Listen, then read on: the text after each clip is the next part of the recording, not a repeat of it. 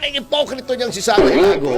Yung complaint namin kay Relisa Lucena, ini-empower niyo yung pagre-recruit ng mga babae, inaabuso doon sa kabulubundukan. Bulubundukin. Wala kayong sinasabi. Yan ang sinasabi kong punong-puno ng ipokrito ang House of Representatives. Grabe, matindi. Yan ang nakakaskandalo. Hindi naman hinawakan. Yung inimagine lang, sinabi lang as an example, relevant yun, Sara Ilago. Relevant kasi ang sinasabi ni Congressman Suntay, no one should be called to account legally or criminally for what he is thinking. Thinking lang. Lalaki yan eh. Huwag na tayo magplastikan ng mga lalaki. Nagnanasa yan talaga. We are wired for that.